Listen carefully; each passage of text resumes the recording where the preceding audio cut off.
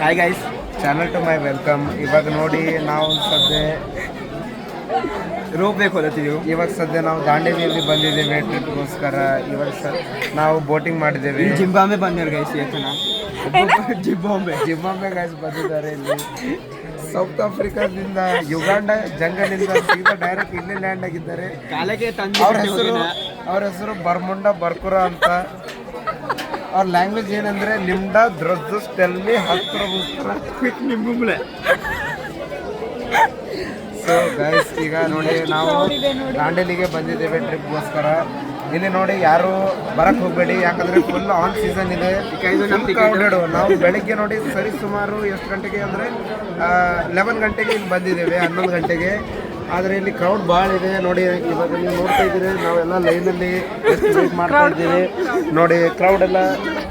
So ಆದ ಕಾರಣ ನೀವು ಏನಾದರೂ ಪ್ಲ್ಯಾನ್ ಮಾಡಿದರೆ ಸ್ವಲ್ಪ ದಿವಸ ಹೋಗಲಿ, ಯಾಕಂದರೆ ಇವಾಗ ಕ್ರಿಸ್ಮಸ್ಸು ಮತ್ತು ನ್ಯೂ ಇಯರ್ ಇದೆ. ಅದಕ್ಕೋಸ್ಕರ ಎಲ್ಲರಿಗೆ ಹಾಲಿಡೇಸ್ ಇದೆ. ಎಲ್ಲ ಜನರು ಇಲ್ಲಿ ಬಂದಿದ್ದಾರೆ, ಎಂಜಾಯ್ ಮಾಡ್ತಾ ಇದ್ದಾರೆ. ಪರವಾಗಿಲ್ಲ, ಮಾಡಲಿ. ನಾವು ಕೂಡ ಎಂಜಾಯ್ ಮಾಡೋಕ್ಕೆ ಬಂದಿದ್ದೀವಿ. ಆಲ್ ರೈಟ್, ಪರವಾಗಿಲ್ಲ, ಮುಂದಕ್ಕೆ ಹೋಗೋಣ. ನೋಡಿ ಸ್ವಲ್ಪ ಮುಂದೆ ಆಗಿ ನೋಡಿ. ಇವಾಗ ನಮ್ದು ಬೋಟಿಂಗ್ ಮುಗಿದಿದೆ, ಮತ್ತೆ ಅದಕ್ಕೇನ ಜಾರ್ವಿಂಗ್ ಮುಗಿದಿದೆ.